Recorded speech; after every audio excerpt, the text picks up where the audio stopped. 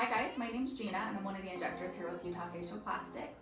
And today I'm going to talk to you a little bit about Botox and Dysport and fillers and how they work in the most common areas that we treat with them. So I'm going to start with Botox and Dysport. Now, people have heard both of these names. They're basically, very similar products, just two different companies that make them, and they might work a little bit differently for you, one over the other, or they might work very similarly. What Botox and Dysport do is they relax muscles so that they prevent and soften lines in certain areas in our face. Some of the most common areas is right between the brows for these lines right here, across the forehead for these lines, around your eyes for the crow's feet. We can also lift up your brows a little bit with Botox and Dysport. We can soften some of the dimpling in the chin down here. The reason that you start to see lines in any of those areas is it's the muscle that contracts, it wrinkles the skin. Wherever it wrinkles, it breaks down the collagen. So you're, scowling, raising your eyebrows, it wrinkles there. Over time, it will break down the collagen more and more, and that's why you see those lines getting deeper. Now, Botox and Dysport, they relax those muscles. So right now, I'm trying to scowl. I can't really scowl, I can't wrinkle the skin. What happens while it's working then is any lines that you have there, they start to get softer. They actually start to repair themselves while Botox and Dysport is working. All the while, it's prevention. If I can't wrinkle the skin, the lines can't get worse. Botox and Dysport, they last on average for about 3 months. So let's say in a perfect world, you had them always on board every 3 to 4 months you were treating. Your lines in those areas that's caused by the muscles could never get worse. And let's say maybe your lines are a little bit deeper to begin with. You'll notice with one treatment that those lines soften some, but if you're consistent with your treatments, every 3 to 4 months, you'll notice hopefully the next time they get a little softer and the next time a little bit softer. So over time, softening those lines, and then it's preventing them the whole time it's working. Now, Botox, as far as how it kicks in, it doesn't kick in right away the day of injecting Botox and Dysport. So they'll start to work in about 2 to 3 days that you start to see maybe that there's a little bit less muscle movement in that area, or it feels a little bit weird. It's just barely starting to work at that time. So you have to give it about 2 weeks to be fully kicked in to know your full result of every treatment. Also, as far as how long it lasts, so we say about 3 months on average. Some people may get a little bit more time, some people a little bit less, depending on your body, maybe depending on which product you choose out of those two. Or like I said, they might work very similarly for you as well. But on average, we'll say about 3 months is how long they last. So it usually will be fully effective and really kicked in for about 2 months. Around 2 months, you'll start to see some movement coming back. And from 2 to 3 months, it's wearing off more and more. And then at 3 months, basically, it's worn off. So for the most part, that's how Botox and Dysport work. And when you're in here, we can talk to you about which product you want to try, pricing, what areas would benefit you best, because it's tailored to every patient differently. So that's Botox and Dysport. Now, filler. Filler is it's made of hyaluronic acid, and it's a thick jelly substance.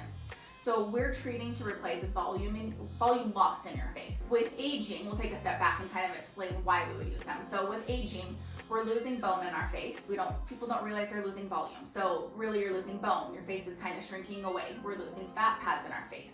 So if everything's kind of shrinking away like this, we start to get hollowing. That's a sign of aging. As well as if we have a little bit less volume, things are maybe falling a little bit more too.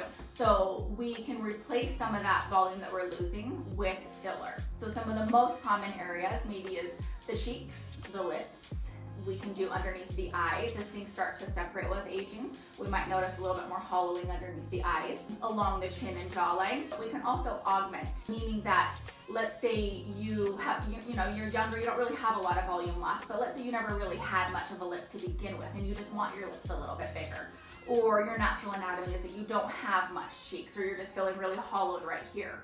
So we don't have to wait for you to be aging a lot to replace the volume. It depends on your natural anatomy too, and maybe before then we can augment some areas to give you a little bit more contour to your face, or just a little more volume where you want it. The whole goal with filler is we're not trying to plump you up so much. Some people get nervous because they see maybe somebody that's had too much filler in the past. And they get nervous that that's what they're gonna look like. That is not how it works. The whole goal is to keep you refreshed and natural looking. So if we're going to augment, and let's say you don't have a lot of volume loss, but you want some more volume in certain areas, then we're going to treat, but we can tailor how much volume we use so that we give you a very natural, refreshed look. And that's the whole goal here. Sometimes it can take several syringes, but we're gonna make sure that you are refreshed and natural looking. Now, fillers, I do have a lot of people ask, okay, how long do fillers last? It's really it's not as straightforward as Botox and Dysport. We'll start with a certain amount because sometimes we don't need to, it's not a race that we're trying to just get you, you know, everything completely done in one treatment, unless that's what you're going for, because you have a reason that you're in a hurry to, you know, get the whole process finished.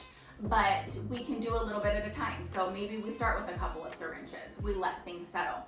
Maybe it's a few months later that we want to add some more to build on that correction and get you to where you want to be.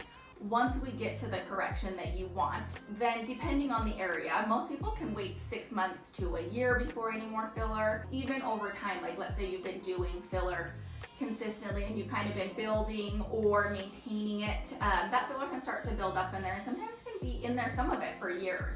So we may add a little bit more, you know, over time, every 6 to 9 months or something like that. But if we notice it starts to build up, it might be that you can go even longer in between. Some people in certain areas, it might be a year, it might even be longer before you need any more filler. I never tell people to go off of a set amount of time before getting more filler.